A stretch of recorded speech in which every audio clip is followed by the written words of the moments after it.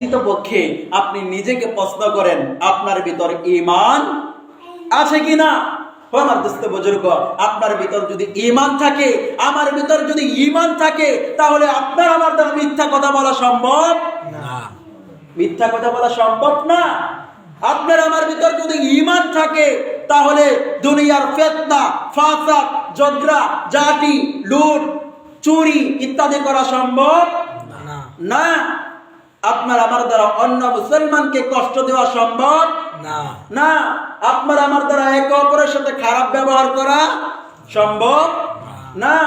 আপনার আমার দ্বারা এক মুসলমান অপর মুসলমানের মনে কষ্ট দেওয়া সম্ভব না। অথচ সবগুলো গুণ আমাদের ভিতরে বিদ্যমান। কথা বলেন, বিদ্যমান আছে কিনা? মিথ্যা কথা বলি, চুরি করি, বাটপারি করি, একে অপরের মনে কষ্ট দেই। ও আমার দুস্থ বুজুর্গ, এত কিছু করার পরেও আল্লাহ রাব্বুল আলামিনের ফরজিয়াত বিধান নামাজগুলো সারিয়া দেই, অবহেলায় কাটিয়ে দেই, আর মনে মনে বলতে থাকি, যখন বয়সটা একটু বাড়বে, যখন বয়সটা একটু বাড়িয়া যাইবে, ওই সময় মসজিদে গিয়া নামাজ পড়বো। বলি কিনা?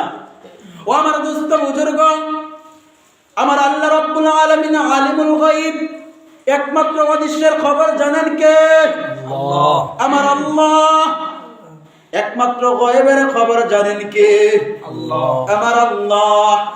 অদৃশ্যের খবর দুনিয়ার কেউ জানে না।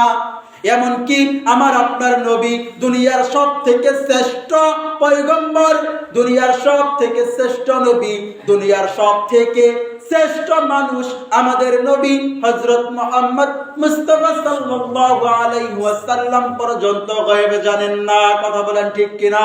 ঠিক। ও আমার দোস্ত বুজুর্গ, এই আল্লাহ রাব্বুল আলামিন একমাত্র গায়ব অদৃশ্যের খবর জানেন। তাহলে আমি আপনি আল্লাহ রাব্বুল আলামিনের বান্দা হয়ে কিভাবে ভাবতে পারি, কিভাবে আমার চিন্তায় এই চিন্তা করতে পারি?